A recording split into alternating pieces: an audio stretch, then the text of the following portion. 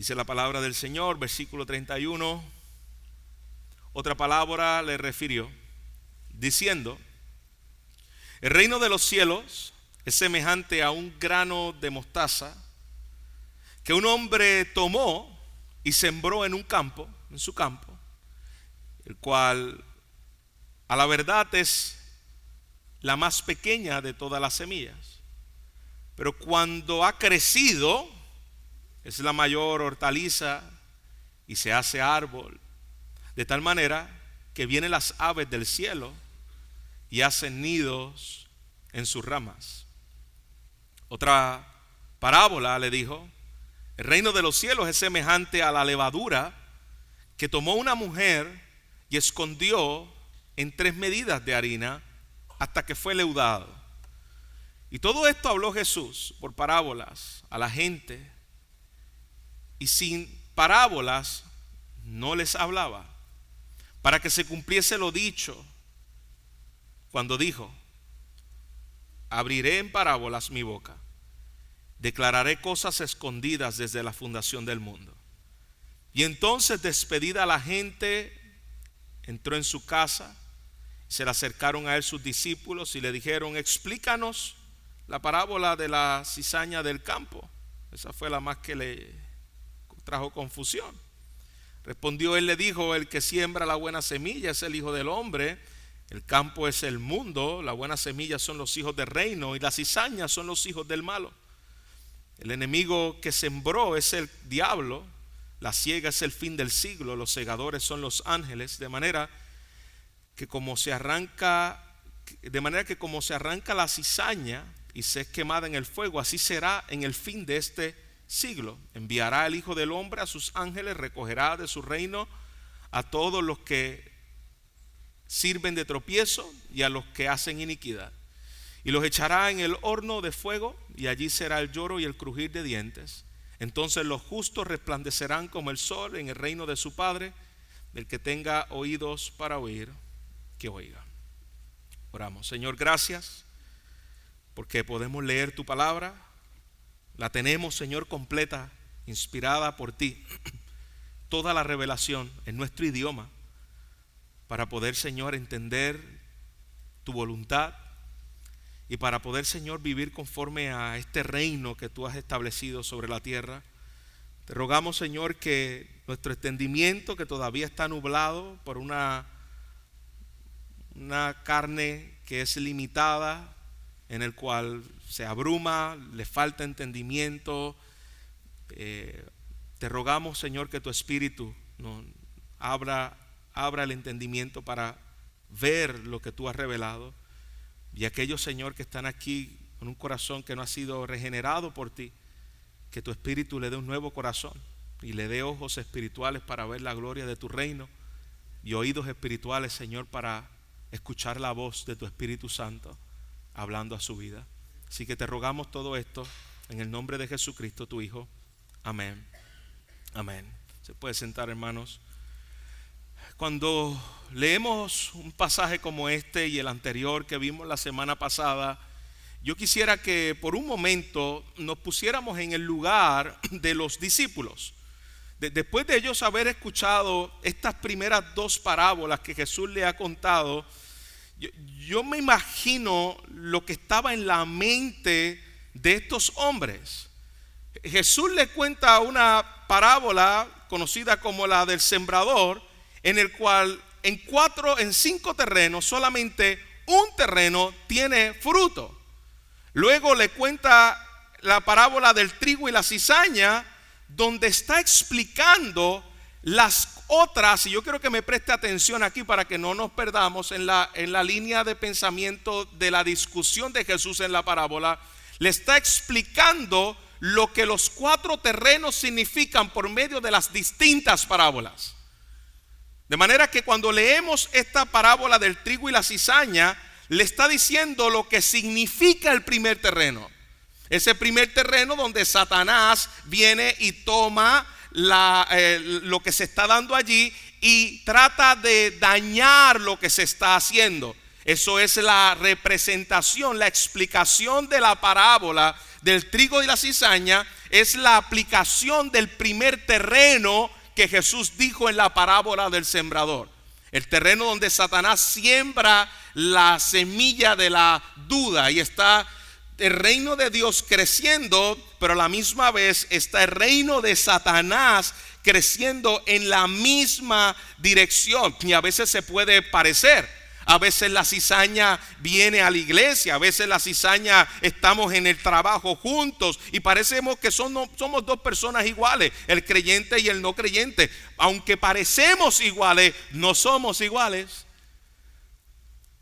Bueno, parece que es muy buena persona, parece que hace buenos actos. Bueno, se parecen porque crecen en el mismo reino, en el mismo lugar, pero son dos reinos totalmente diferentes. Y cuando los discípulos están escuchando esto, hermanos, yo me imagino la mente de ellos diciendo, pero como que esto no es muy esperanzador. El reino de Dios está creciendo, el reino de las tinieblas crece igual, invade, engaña, se quiere camuflajear entre el reino de la luz. Este es el gran reino que se supone que transforme al mundo. Este es el gran reino del Mesías en el cual nosotros estábamos esperando. Este es el gran y asombroso reino. Y sabiendo Jesús esto, y la mente y las intenciones del corazón de los hombres, le presenta dos nuevas parábolas para afirmar el corazón de los discípulos. Y les dice que el reino de los cielos es como una semilla pequeña y como una pequeña levadura. Y no sé si esto los alentaría o no, pero por lo menos la explicación de lo que esto representa debía alentarnos. Jesús le está diciendo, no se dejen engañar, porque el reino de los cielos no viene con glamour. El reino de los cielos no viene con pompa. El reino de los cielos no viene con una afirmación en el cual nosotros nos veamos grandes. Recuerda que eso era lo que estaba en la mente de los discípulos. La mente de los discípulos es que el reino de los cielos es que el Mesías viene a pelear por mí. El Mesías viene a darme todo lo que yo estoy deseando. Y por ese Mesías al cual yo voy a seguir, Él se entrega por mí para darme el reino que yo espero conforme a mi mente carnal. Ese no era el reino que estaba establecido desde antes de la fundación del mundo por el Padre. El reino de los discípulos era que Jesús muera por mí, no que yo muera por Jesús. Yo quiero un Mesías que no es distinto al del tiempo presente. Yo quiero un Mesías que muera en mi lugar. Yo no quiero un Mesías que yo tenga que morir también en su lugar por causa de la muerte de Él en mi lugar. Yo quiero un Mesías que me haga ver grande, que me haga ver fuerte, que me haga ver exitoso, que me haga ver valiente, que me haga ver útil. Pero un Mesías que Jesús le está diciendo, mi reino es un reino en el cual los débiles son los verdaderamente fuertes. En un reino en el cual para crecer tienes que morir. En un reino donde para que haya expansión tiene que haber persecución. Y yo hablaba con mi esposa ayer y ella me hacía una pregunta, ¿y por qué tiene que ser así? ¿Por qué tiene que ser por medio de la persecución y por medio de la muerte y por medio del sufrimiento y por medio del dolor que el reino tiene que crecer? Porque esa fue la forma en la cual el Mesías lo estableció. El rey tuvo que venir y sufrir. El rey tuvo que venir y morir. El reino de los cielos parece algo insignificante, como la semilla de un grano de mostaza, que para el tiempo en el cual Jesús está diciendo eso, el entendimiento de ellos y de acuerdo al contexto de ellos, esa era la semilla más pequeña en medio de ellos. Y ellos decían, Jesús le estaba diciendo, de esa misma forma que usted ve en una semilla de mostaza, que es algo pequeño, es insignificante, así es el reino de Dios. Y yo me imagino a los discípulos otra vez, ¿y cómo? ¿Por qué?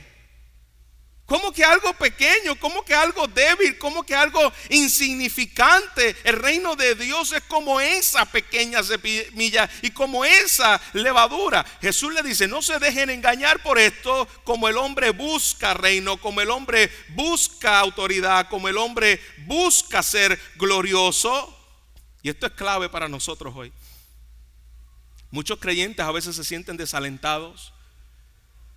Hermano, cuando usted mira la cultura en la cual nosotros vivimos, una cultura hostil al evangelio, donde avergüenzan a los creyentes por ser creyentes, donde nos han metido un lavado de cerebro en las universidades, que cuando van nuestros hijos allí sin fundamento le hacen pensar que ellos son una bola de ignorantes, de retrógradas, de gente anticuada, gente que no tiene pensamiento crítico. Eso es lo que el mundo piensa del creyente, eso es lo que el mundo piensa de la iglesia. Esto es lo que ustedes llaman un supuesto rey, un supuesto reino. Cuando nosotros vemos iglesias cerrar, cuando nosotros vemos jóvenes que abandonan la fe, uno dice, pero ¿y cuán esperanzador es el crecimiento del reino? Y Jesús le está diciendo, hey, el reino de los cielos no es como los hombres miran con sus ojos humanos. El reino está creciendo silenciosamente, invisiblemente, y su victoria es garantizada. Aunque tus ojos físicos no lo puedan ver, el reino de Dios está creciendo y se está llevando a cabo a través de lo débil, a través del sufrimiento, a través de lo que el mundo llama insignificante. Pablo dice, lo vil, lo menospreciado escogió Dios para avergonzar a los sabios. ¿Y qué es lo vil y menospreciado? No es que Dios me ve como vil y como menospreciado, es que lo vil del mundo, lo menospreciado del mundo, lo que el hombre ve como insignificante, fue lo que Dios le plació utilizar para extender el reino de Dios. Lo pequeño, lo que parece débil, lo que parece que no tiene importancia, lo que parece que no tiene glamour, eso fue lo que el Señor escogió para avanzar el reino de los cielos. Así que la parábola de la cizaña, como le dije, corresponde a ese primer terreno mencionado en la parábola del sembrador. Y ahora esta parábola es un contraste de cómo avanza el reino a lo que menciona el terreno número 2 que muestra Jesús. La parábola de la levadura sugiere lo opuesto al corazón de la mundanalidad, de un corazón impregnado y purificado por las obras internas de la gracia, que es lo que muestra la parábola número 3. Esta es la explicación de Jesús. Habiendo dicho esto, quiero que podamos mirar cómo el reino de Dios comienza como nosotros jamás imaginamos. Jesús comienza con una imagen familiar. Y él le dice, esa semilla de mostaza que es muy conocida y plantada en medio de ustedes, aunque no se está viendo el crecimiento y parece pequeño, poco a poco eso va a seguir creciendo al punto que las aves de los cielos van a poder anidarse allí y albergar esas aves. Y el mensaje es claro, no hay por dónde perderse, no hay que ir con mucha profundidad. El reino de Dios no entra en el mundo con trompetas. El reino de Dios no entra en el mundo con ejércitos revolucionarios. Vamos a hacer ahora una revolución en el cual vamos a ganarnos el mundo, en el cual los que nos ataquen nosotros también vamos a atacar. No, ese no es el reino de Dios. El reino de Dios no es un ataque contra ataque, porque la lucha nuestra no es una lucha con carne ni con sangre. La lucha nuestra es una lucha espiritual. Detrás de los ataques de la iglesia están los demonios, las huestes espirituales de maldad. Y esto es una realidad. Y Pablo le dice a la iglesia, ustedes vístanse no con un armamento físico, ustedes vístanse en la guerra espiritual con un armamento espiritual. Así es el reino de Dios en medio de este mundo que parece grande y que la iglesia parece pequeña. Yo voy a levantar y a establecer mi reino en medio de ustedes. Cuando ustedes vean todas estas cosas, esto es parte de lo establecido para yo llevar a cabo mi reino. Un reino que va a entrar con humildad. Es un reino que va a entrar por medio de un carpintero de Nazaret, no de un rey. Es un reino en el cual el rey nació en un pesebre. Esta es la semilla de mostaza. Eso es lo pequeño. No nació en un palacio. Es un reino en el cual cuando escoja a los que van a estar acompañándole en su reino, va a escoger a 12 hombres que en un momento dado, cuando los vieron a estos hombres, decían: definitivamente estos hombres tienen que haber estado con Jesús, porque ellos no tienen conocimiento del vulgo, ellos no son gente entendida, ellos no son gente estudiada, ellos son gente que pasaron tiempo con Jesús. Y se ve, este reino no fueron con grandes. Cogió a 12, que si tú y yo nos tocaría escoger a 12 para establecer el reino, probablemente ninguno de esos 12 nosotros hubiésemos estado pensando que iba a ser. Ese es el reino de Dios.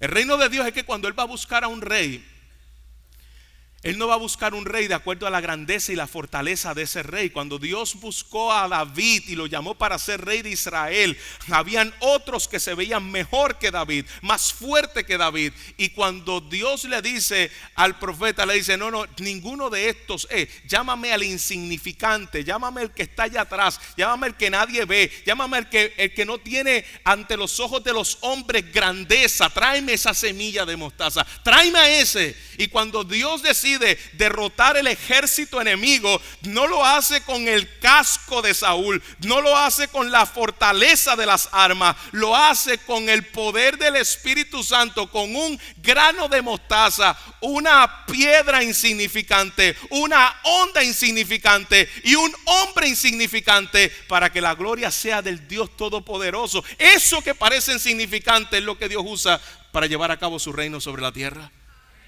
Ha sido así en el pasado y sigue siendo así en el presente. No es por lo grande, es por la confianza que tenemos en la verdad de la palabra del Señor. Y el mensaje es claro: el reino de Dios no va a entrar al mundo como los hombres entienden que debe entrar el reino de Dios. Isaías ya lo había anticipado. Saldrá una vara del tronco de Isaí y un vástago retoñará de sus raíces. De eso que parece insignificante, Isaías 11:1, eso yo lo haré grande.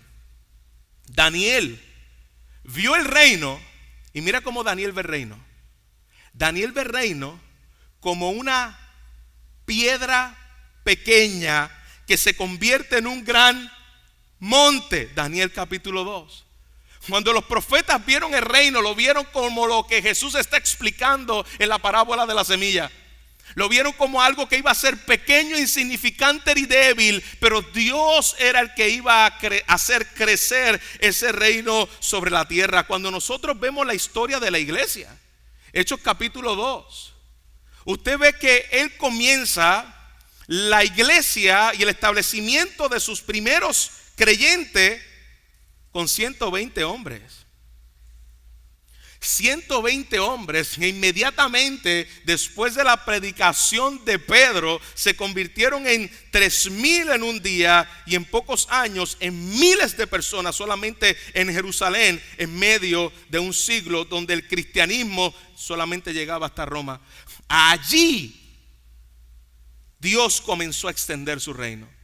De Jerusalén a Roma, que era el mundo conocido en aquel tiempo, todo el mundo comenzó a escuchar el evangelio, y la iglesia comenzó a crecer como algo pequeño y algo insignificante hasta alcanzar a millones y millones de creyentes a través de los siglos que han seguido creyendo en el evangelio de nuestro Señor Jesucristo. Así es el reino de Dios. No desperdicie lo pequeño que puede mirarse tu vida, lo pequeño que puede mirarse tu iglesia, lo pequeño que puede mirarse tu país, lo pequeño que pueda mirarse lo que Dios ha puesto en tus manos. Dios no necesita grandes cosas, Dios no necesita grandes multitudes para llevar a cabo su reino. Lo débil, pero que yo no quiero ser débil. Yo quiero verme fuerte, yo quiero verme exitoso, Yo quiero verme grande ante los ojos de los hombres. Tranquilo, Pedro. Tranquilo, Andrés. Tranquilo, discípulo. Porque mi reino no es así. Mi reino no es de verse grande y habilidoso. Mi reino es que yo te voy a hacer lo más débil posible para que la dependencia, la autoridad y el valor no provenga de tu carne, sino provenga de mí. Es lo que hizo con Pablo. Voy a debilitar a este hombre lo más que puede. Por la grandeza de las revelaciones le he dado un aguijón en mi carne, un mensajero de Satanás, para que lo abofetee, para mantenerlo firme. Porque cuando Pablo es débil, mi poder se hace fuerte en mí. Porque cuando Luis es débil, mi poder se hace fuerte en mí. Porque cuando mi iglesia es débil, mi poder se hace fuerte en ella. Tú no te vas a ver grande. Eres un grano de mostaza que yo voy a hacer crecer ante los ojos de los hombres lo que los ojos de los hombres no pueden ver con sus ojos humanos. Ese es mi reino. Morir para vivir. Morir para vivir. Esto puede parecer un fracaso ante los ojos de los hombres. Parece que ya todo se iba a acabar ante los oídos de los discípulos. Pero si es Dios, si fue Dios el que bajó de la cruz, si fue el Dios el que murió en mi lugar, si fue Dios que estableció que por medio de eso débil Dios iba a llevar a cabo su reino, ¿por qué tememos? Fue en lo débil que mis pecados fueron clavados. ¿Puede verlo? Fue en lo débil, en la cruz, en donde parecía que allí estaba muriendo el Salvador del mundo, allí estaba muriendo Cristo crucificado, allí donde parecía débil, fue allí donde mi vergüenza fue quitada, fue allí donde en aquello que parecía débil, una tumba, la resurrección se dio. Fue allí donde el reino manifestó su poder. En aquello que parece pequeño y despreciable es donde el evangelio actúa. Nada más débil que uno colgado sobre un madero y que uno puesto en una tumba, enterrado en una tumba. Nada más débil que una cruz y una tumba. Y son los símbolos de mayor poder en el cual Dios ha establecido su reino sobre la tierra, sobre la base de lo que pasó en aquella cruz y sobre la base de lo que pasó en aquella tumba que todavía está viva, está vacía, como testimonio de que Jesucristo es real. Número 2, la segunda parábola que utiliza es la parábola donde una mujer dice que toma un poco de levadura y la mezcla con mucha harina hasta que toda la masa queda fermentada. Es una acción silenciosa. Ustedes han visto cómo la levadura crece. Es algo silencioso, tú lo puedes dejar ahí. De momento tú dices, wow, esa pequeña cosita que metí ahí, cómo creció y que la masa queda fermentada, sin alarde pero transformadora, sin alardes pero transformadora. Y mira cómo trabaja la levadura. La levadura no trabaja de afuera hacia adentro, la levadura trabaja desde adentro. Y eso es lo que hace el reino de Dios. El reino de Dios no comienza de afuera hacia adentro. Escuche bien, cuando hablo de afuera hacia adentro, no es que el reino de Dios comienza de lo exterior de la sociedad al interior de mi corazón. El reino de Dios no comienza así. Jesús dice, el reino de Dios comienza como esa pequeña levadura en el interior del corazón, y por medio del interior del corazón de los hombres hay un cambio de deseo, hay un cambio de creencia, hay un cambio de valores, en lo cual luego se vuelve como producto de eso en un cambio de relaciones, en un cambio de trabajo, en un cambio de comunidades, en un cambio de país, en un cambio de naciones. ¿Y cómo comenzó eso? Como una pequeña levadura en el corazón del hombre, donde la semilla fue implantada y trajo como consecuencia una transformación grande, pero comenzó con una transformación pequeña.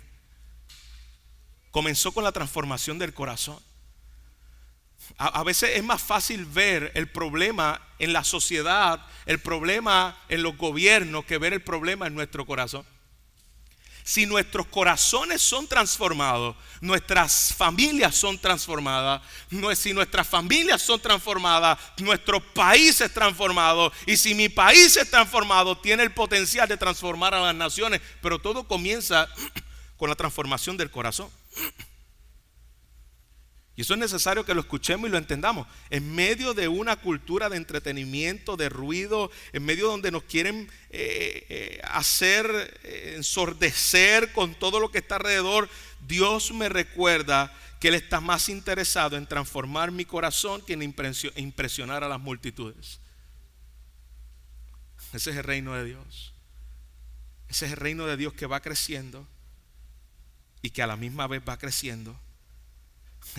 Las tinieblas juntamente, y el reino de las tinieblas va creciendo. Le está diciendo: ustedes sigan confiando, porque las tinieblas no pueden resistir. La cizaña no puede pasar mucho tiempo hasta que se vea que es cizaña, porque va a sentirse incómoda. La cizaña se siente incómoda con el trigo. Parecen iguales, pero se siente incómoda. No pueden crecer igual, no pueden, aunque parece que están creciendo iguales, no pueden crecer juntas. ¿Sabe por qué no pueden crecer juntas? Porque son dos naturalezas diferentes. Por eso que a mí me es inconcebible que una persona tenga una relación de ser mejor amigo de alguien que no sea creyente, que el trigo tenga su mejor relación y sus mejores conversaciones con alguien que no sea creyente. Yo sospecho que una persona que se siente cómodo en la cizaña, me sospecho de que sea cizaña.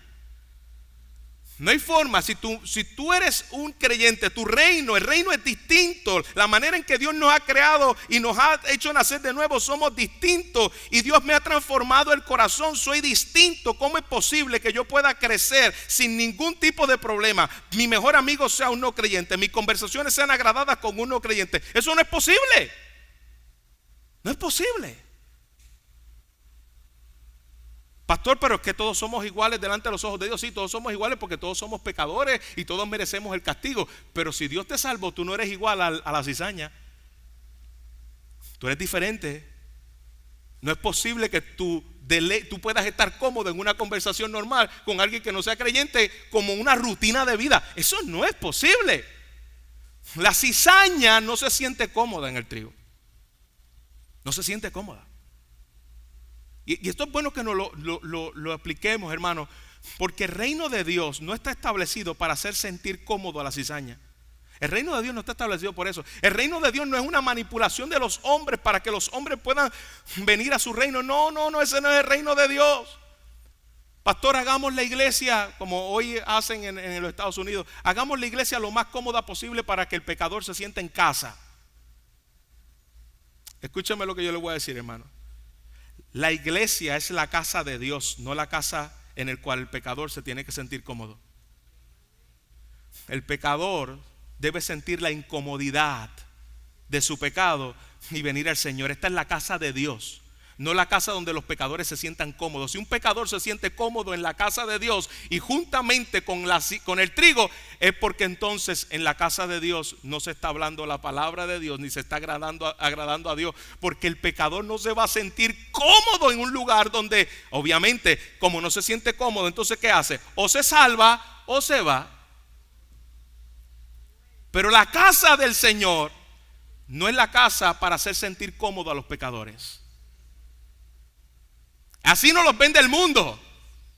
Hazlo lo más cómodo posible. No hable muy contundente. No diga la escritura como se dé así. Tenemos que vivir en un ambiente en el cual lo hagamos sentir bien. No, hermano, Jesús no se pasó la vida en la tierra en los años que Dios le dio, ni mayormente en sus últimos años de predicación, haciendo sentir bien a la gente. Jesús no era un hombre que quería hacer sentir bien a todos. Ese no era Jesús. Jesús tenía compasión con la gente, sí. Tenía compasión con el pecador, sí. Murió por los pecadores, sí. Pero Jesús y su reino no era compatible con el reino del mundo. Eran dos reinos diferentes. Habían encontronazos diferentes. Le hablaba a la forma en la cual el fariseo quería hacer ver cómo tenía que darse el reino, y le llamaba hipócrita sin ningún problema. Atacó el pecado de raíz. Jesús no tenía problema en hacer sentir a la gente mal. No tenía ningún problema, porque la gente necesitaba salvación. La gente necesitaba entender que su problema estaba en la raíz del pecado. Así que el reino de Dios comienza desde adentro, en una transformación, no en la forma en la cual los hombres le quieren preparar a Dios su reino para que la gente pueda venir. Tengamos presente esto, hermanos. La transformación no es fruto del esfuerzo humano. La salvación y la regeneración no es fruto del esfuerzo humano. Es la gracia de Dios que viene a nuestra vida de manera instantánea, de manera invisible, que fluye de la cruz, donde Dios me hace ver la condición de mi corazón y lo que Cristo hizo allí para morir por mis pecados. Así que la levadura en el reino de Cristo es Cristo mismo habitando en nosotros por su Espíritu. Es Cristo mismo habitando en nosotros por su Espíritu. El Evangelio no solamente me perdona, el Evangelio me rehace, el Evangelio me libra del orgullo, me libra del egoísmo, me transforma a la imagen de Cristo. Ese es el Evangelio que no solamente salva, sino que me reestructura desde adentro, me santifica desde adentro, para que comenzamos a ver efectos desde afuera. Pero no vamos a ver efectos desde afuera hasta que no comiencen a ver cambios desde adentro. Se da en el corazón del hombre. Y por último, Jesús termina explicando la parábola de la cizaña. Y vemos que al final de la historia el Señor dice: vendrá la cosecha, vendrá el día del juicio. Todo lo que es oculto un día va a ser revelado. Los impíos serán separados y los hijos del reino serán glorificados. Y este día de juicio será aterrador para los malvados. Pero mira cómo Jesús lo menciona aquí. Será una celebración de un triunfo final para los justos. Entonces los justos resplandecerán como el sol en el reino de su Padre. Los que hayan creído en Cristo como Rey y Señor de su vida, irradiará su gloria, dice aquí la palabra, por los siglos de los siglos, en un lugar en el cual parecía temeroso, en un lugar donde parecía débil, en un lugar donde parecía que no había ningún tipo de belleza, resplandecerá y evocará una gran alegría por toda la eternidad de los justos. Y dice Jesús: los justos van a resplandecer como el sol en el reino de su Padre. ¿Eso le da esperanza a usted, hermano? En medio de un mundo que quiere deshacerse del cristianismo, en medio de un mundo donde cada vez la voz del cristiano, cuando la abra en su trabajo, en la universidad, en cualquier lugar y los foros que Dios te permita, cuando la abras y hables conforme a la voluntad de Dios, querrán desaparecerte, querrán callarte, querrán cancelarte, como vemos en la cultura presente. En medio de eso, no olvides que tu esperanza no está en esta tierra. No olvides que tú no fuiste llamado para que la gente te aplauda. Tú no fuiste llamado para que la gente te vea como grande. Tú fuiste llamado para resplandecer, pero no aquí. Resplandeceremos como el sol en el reino de su Padre. Esa es nuestra esperanza. Que un día todo lo que hay, que se mira como invisible, la mostaza, la semilla de mostaza y aquella levadura, un día será manifestada con poder glorioso. Hoy parece débil, hoy parece insignificante, pero será manifestado con poder. Y mientras el reino sigue creciendo, cada conversión, cada acto de fe, cada semilla sembrada, estamos construyendo, aunque parezca pequeño, allí donde estás, en tu trabajo, Nivia en la escuela con los niños, la hermana en los hospitales, Esteban en los trabajos donde Dios lo ha puesto. Y cada uno donde Dios lo ha puesto. Tú dices, esto parece insignificante. Le estoy hablando a uno, le estoy hablando al otro, le estoy hablando al otro, y parece que no se va a ver mucho. La iglesia del Señor hace su trabajo donde Dios lo ha puesto. Parece invisible, pero déjalo, porque es Dios quien lo hace crecer. Habla donde Dios te puso, no te calles. Siembra donde Dios te puso y espera ver el fruto del Señor, porque es un fruto glorioso. La salvación hoy más que nunca en la historia, aquello que comenzó con un hombre que parecía insignificante sobre la tierra, con 12 hombres que parecían insignificantes sobre la tierra, se ha extendido, y en el tiempo presente hay más cristianos que nunca en la historia. Casi todo el mundo ha escuchado el mensaje del evangelio. Hay más discípulos que nunca en la historia de la iglesia. El tiempo presente, la salvación sigue llegando a las naciones. Hay pastores que esta iglesia no parece como que muy grande, parece insignificante. Sigamos siendo fieles a lo que Dios nos mandó a hacer. Sigamos predicando el evangelio donde Dios me mandó a predicar, y dejemos que esa semilla y esa levadura crezca hasta donde Dios quiere que crezca. No te desesperes por el progreso que aparenta el mal.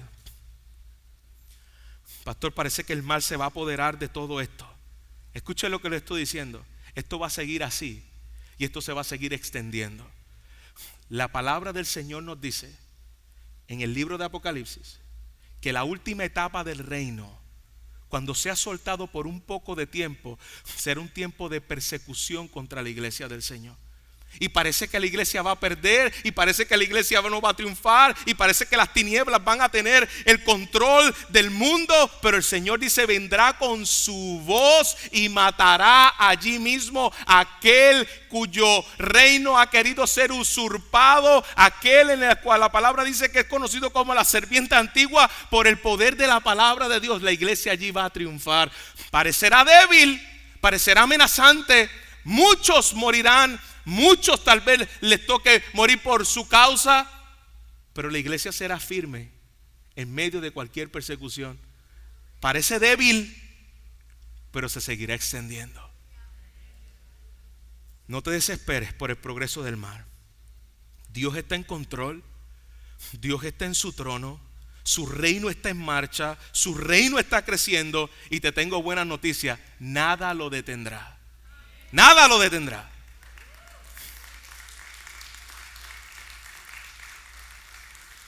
Pero más allá del juicio y de la gloria futura, el centro de la historia de esta parábola es Cristo mismo.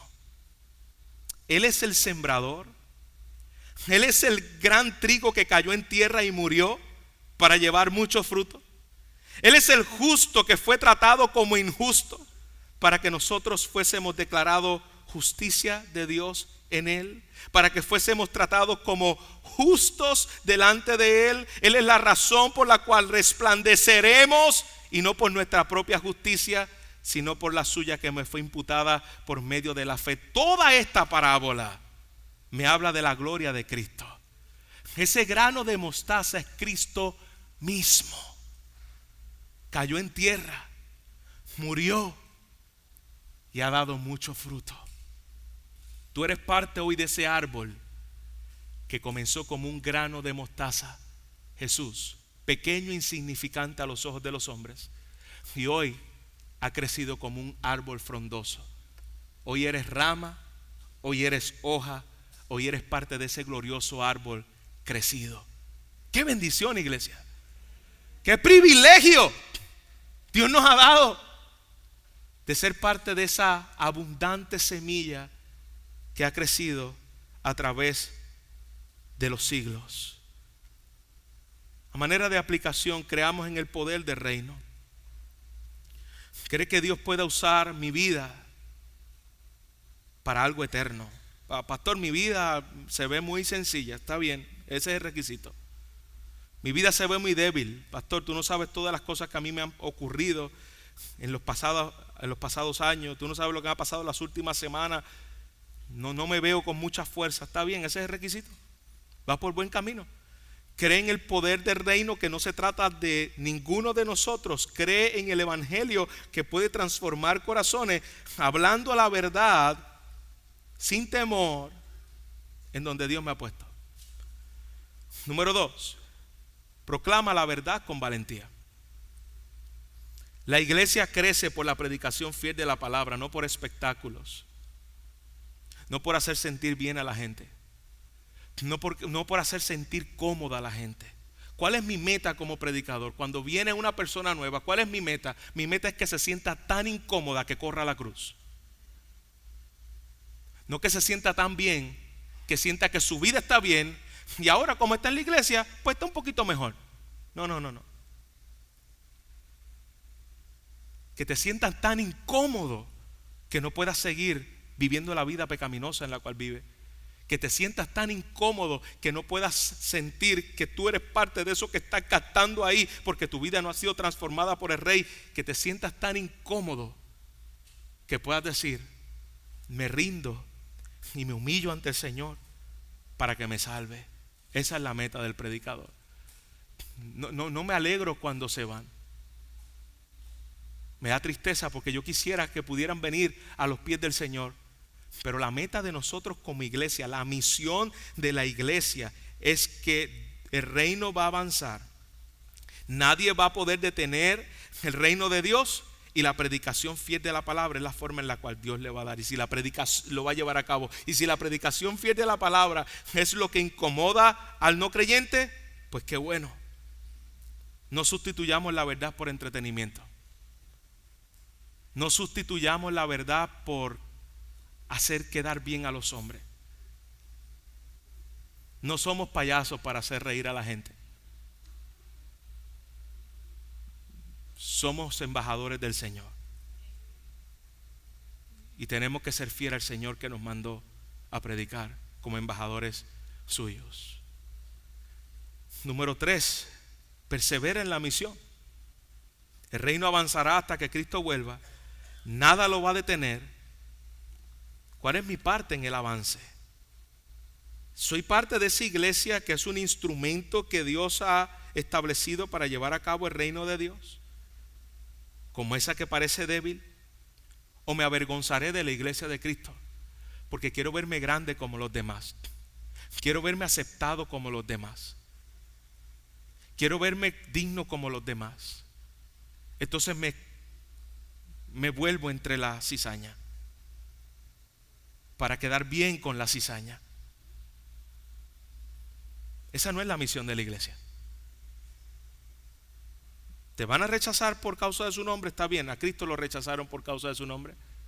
¿Te van a perseguir por causa de su nombre? Sí, Cristo dijo: te perseguirán. Si conmigo lo hicieron, si a mí me llamaron que hacía milagros por el príncipe de los demonios, Belcebú, ¿cuánto más le dirán también a ustedes? ¿Por qué a veces estamos tan tranquilos? Y no es que estemos por ahí buscando problemas con todo el mundo, pero simplemente lo que usted tiene que hacer es abrir la palabra, abrir tu boca, confesar la palabra, y tú vas a tener problemas. Por el simple hecho de abrir la boca, abrir tu boca con la palabra, tú vas a tener problemas. Porque a veces la iglesia está tan tranquila en los lugares donde está, o el creyente está tan tranquilo y no recibe nada de esto, porque no hablamos la boca, no abrimos nuestra boca con la palabra. Tenemos miedo a ser rechazado, tenemos miedo a que no me den el empleo, tenemos miedo a que me voten, tenemos miedo a lo que diga lo otro. Jesús dijo: no temáis a aquel que puede quitar tu vida, temed más bien a aquel que tiene potestad de echar tu alma al infierno. No le teman a los hombres por eso. Abre tu boca, siembra la semilla allí, deja que Dios haga lo que Él tiene que hacer. Tú no puedes convertir, pero tú puedes sembrar la semilla. Hermano, que Dios quite la cobardía y la conformidad de la iglesia en el tiempo presente. Y mira todo, por último, desde los lentes de la cruz. La cruz es el lente por el cual debemos mirar el reino. El reino crece porque Cristo fue enterrado. El reino transforma porque Cristo fue quebrantado. El reino vence porque Cristo fue resucitado. Y si tú estás en Cristo, tú eres parte de ese reino. Vamos a ser quebrantados. Algunos van a ser muertos. Los mártires en el tiempo de la Escritura fue la sangre y la semilla en el cual hoy tenemos la palabra de Dios escrita. Eso va a ocurrir, hermanos. Eso va a ocurrir porque eso fue lo que pasó con Cristo. Miremos el reino a través de los lentes de la cruz. ¿Cómo creció el reino? Cuando el rey murió. ¿Cuándo se extendió más el reino? Cuando el rey resucitó. Así es el reino de Dios. A veces la obra del Señor puede ser frustrante, hermanos, y no verla. Pero yo quiero que miremos un poco de historia. William Carey, uno de los primeros misioneros en 1761 al 1834, padre del movimiento misionero moderno en la India, 7 años antes de poder ver su primer convertido, estuvo predicando, estuvo sembrando, estuvo hablando y no se veía nada. 7 años sin ver nada. Compartió el evangelio durante más de 40 años, pero el fruto de su labor pareciera mínimo. No se vio mucho fruto. Y aún así yo puedo decir, el fruto es tan brillante como la promesa de Dios. Decía William Carey, espera grandes cosas de Dios, haz grandes cosas para Dios. Tú quieres esperar grandes cosas de Dios, haz grandes cosas para Dios. No midas el resultado en lo rápido que puede darse el crecimiento. No lo midas así. Así lo mide el reino de este mundo. En el reino de Dios no se mide así.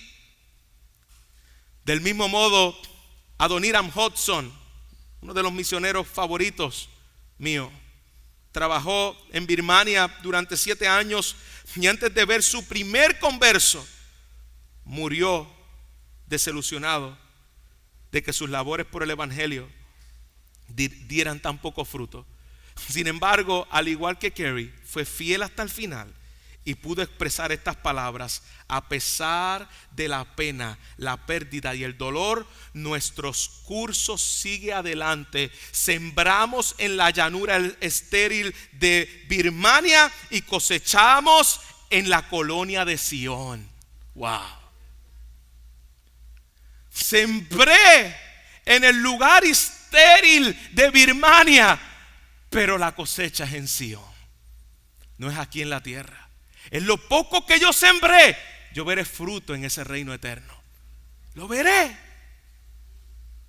Estos hombres, así como muchos otros, pudieron haber sido inspirados por unos pocos para seguir sembrando esa semilla, ese pequeño grano de mostaza.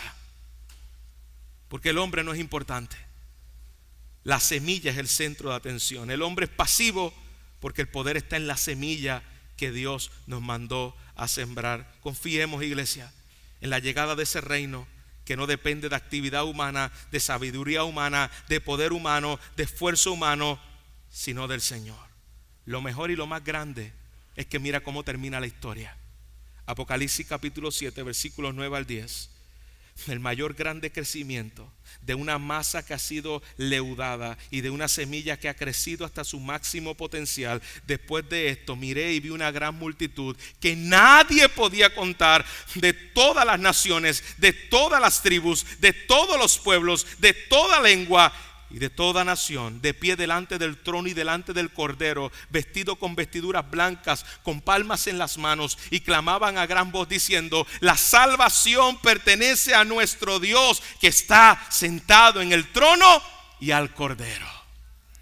La semilla creció, la masa se leudó, y todos los escogidos a través de las naciones cantarán al Cordero que es digno. Padre, te damos gracias por tu palabra. Gracias porque tu reino no depende de nuestra fuerza. Gracias, Señor.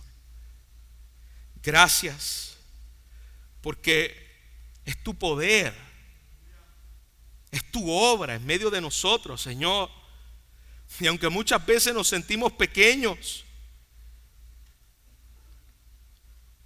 sabemos que tu reino es invisible, Pero Señor, ese reino invisible, como hemos visto hoy, es un reino invencible. Nadie lo podrá parar, nadie lo detendrá, nadie estorbará el avance de ese reino. Ese reino se seguirá llevando a cabo. Señor, ayúdanos a confiar. Ayúdanos, Señor, a predicar con fidelidad, a vivir vidas transformadas desde adentro, como vimos, Señor, en la parábola de la levadura. Ayúdanos a que nunca perdamos de vista que Cristo, nuestro Señor, nuestro Rey, nuestro Salvador, fue crucificado y resucitado, que reina y reinará por siempre, Señor. Y que cuando venga la cosecha final podamos resplandecer contigo en gloria, como dice este texto. Te lo rogamos por los méritos de nuestro Señor Jesucristo. Señor, te pedimos que seas tú dándonos estos ojos de reino para vivir para tu gloria, Señor. Lo hiciste con lo pequeño. Lo hiciste, Señor, con 3 panes y 2 peces. No necesitabas mucho para alimentar a 5,000. Lo hiciste con ese puñado de 12 hombres. Lo hiciste, Señor, con lo vil. Lo hiciste con lo menospreciado. Así ha sido desde el principio y así seguirá siendo hasta el final. Vasijas en vasos de barro, para que la excelencia del poder sea tuya y no de nosotros. Para que la gloria al final sea tuya y no de nosotros. Padre, te bendecimos y te damos gloria en el nombre de nuestro Señor Jesucristo. Amén.